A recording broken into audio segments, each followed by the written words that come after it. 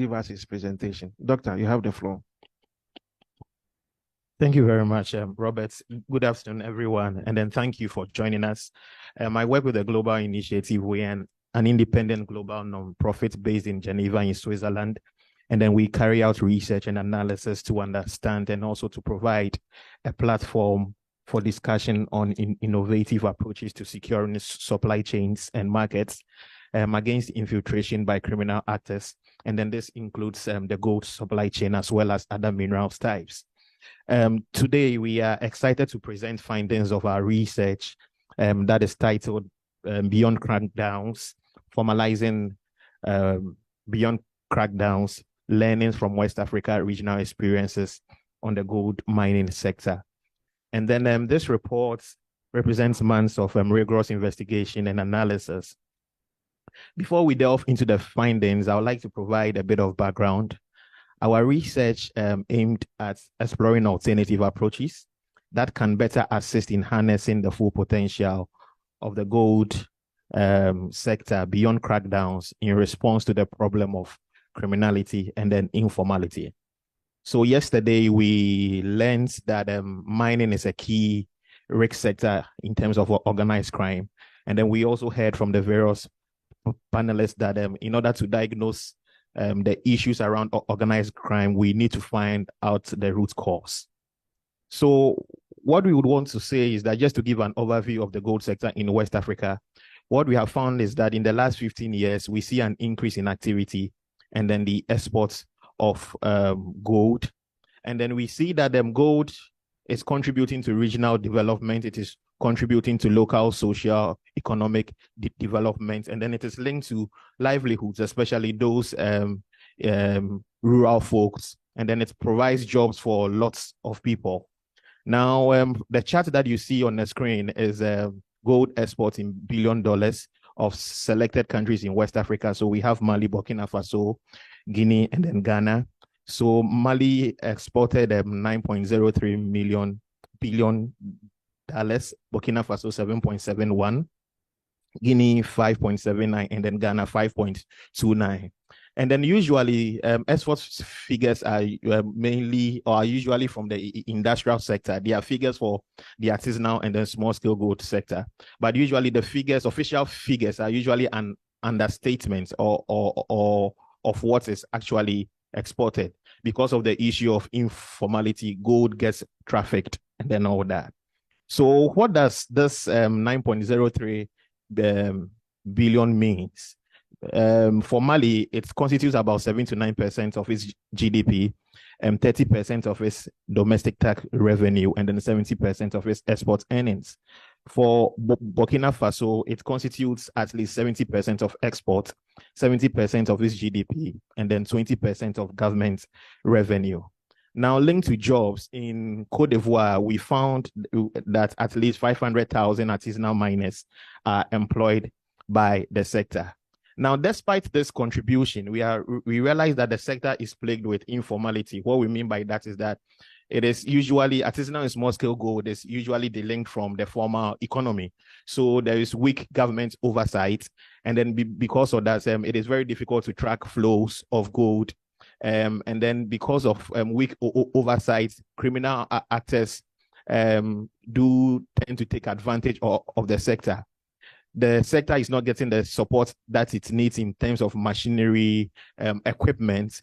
So, and then the sector too is also capital intensive.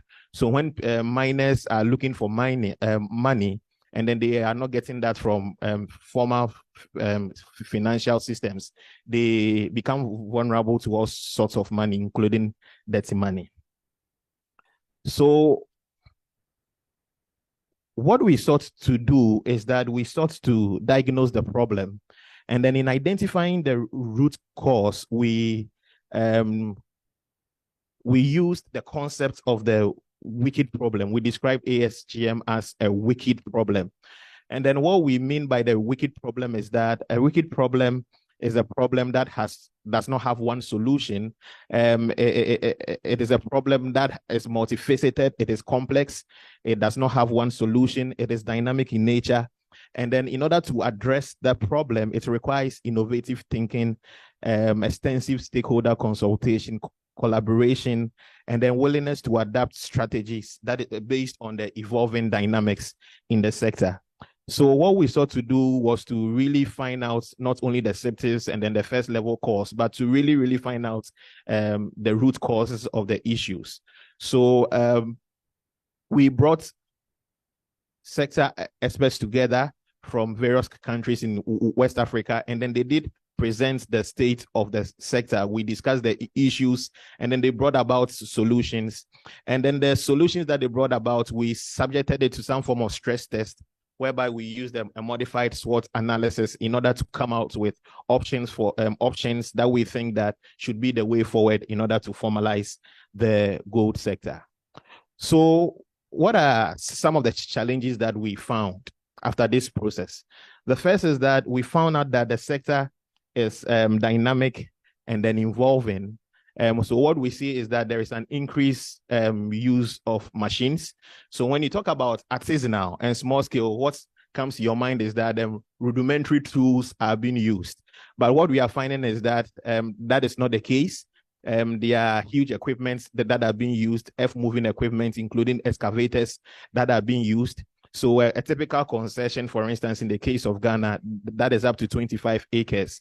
Usually a 25 acre, and then if you are using rudimentary tools, that should last for about 10, 15 years in extraction. But with the use of mechanization, within a year, everything is gone. And then the impact on the environment is so great. So we are thinking about it. Should it be still called artisanal and small scale gold sector, or we should be thinking of probably giving it a different term, semi-mechanized mining or whatever? This is something that we think that we need to still keep thinking of. There is also the issue of processing. How do you get the gold out of the ore?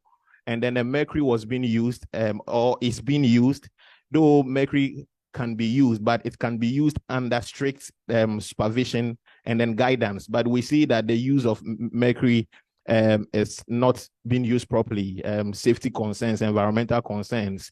And then we also see the increased use of cyanide, which is much more lethal than mercury. So what the reason for this is that, especially when it comes to the use of chemicals, has to do with the issues around technological advancements, the regional interconnectedness. So we see Burkina Faso as a key hub in the flow of cyanide. In northern Mali, we see actors from Niger, Chad, and then to a lesser extent, Sudan involved in cyanide processing. And then we are seeing the impact on water and then land. Regarding explosives, explosives is used in artisanal and small-scale gold mining. Usually when you do underground mining and then you want to break the rocks so that you can further process. So we see a growing use of explosives in West Africa, particularly in Burkina Faso, Senegal, Mali, and then Guinea. And then we see that this raises concerns, not only about the issue of safety of miners on mine sites, but on broader security dynamics. There are fears that explosives may end up in the hands of violence extremist organizations, and then that would be so lethal. So this is something that we are finding out. We are also seeing the challenge of land rights and then access to gold deposits. How do people get access to land rights? We see that for you to go through the legal processes, usually it is very lengthy, bureaucratic, and then very expensive. And then we also see people who have been, so for instance, there are lands that has been handed over to them by their great-great-grandparents, and then they find out that it has gold, and then they would want to extract the gold. But when you are looking at it from the lens of the law, it becomes something that is illegal. But you want to find out whether you want to classify this as something that is informal, or you want to look at it from the lens of the law, which is illegal. It is something that the community has been doing for so many years.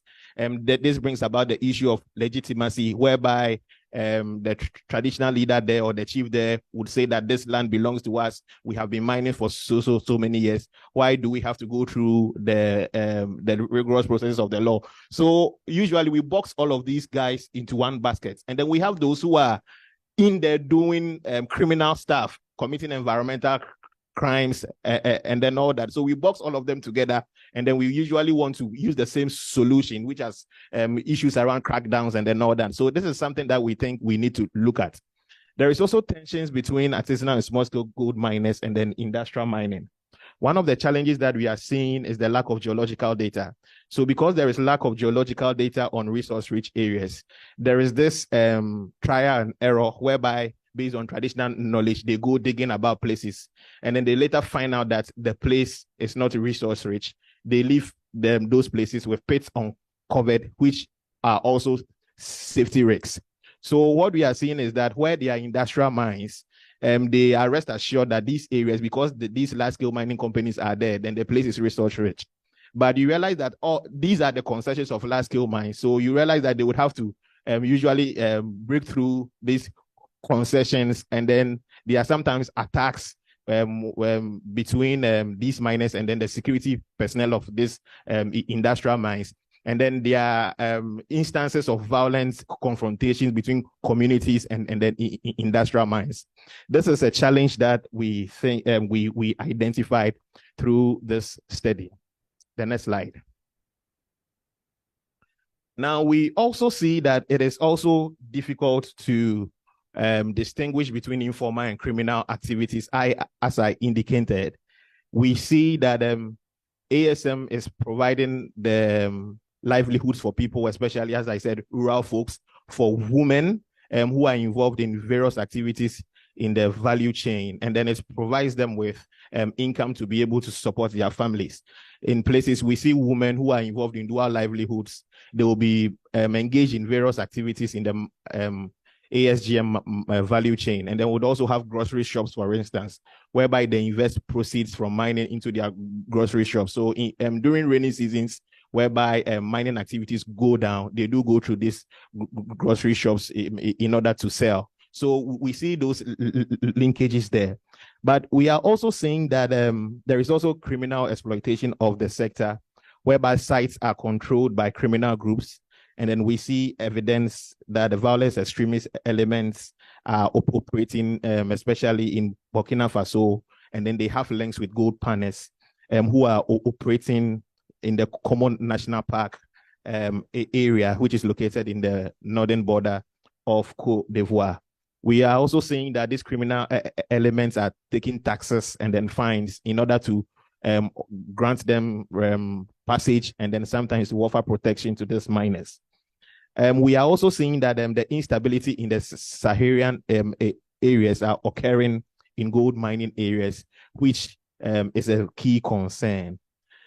But we are also seeing that the sector also has benefits. It is also providing jobs for unemployed youth, internally displaced persons, contributing to reducing violence in some cases.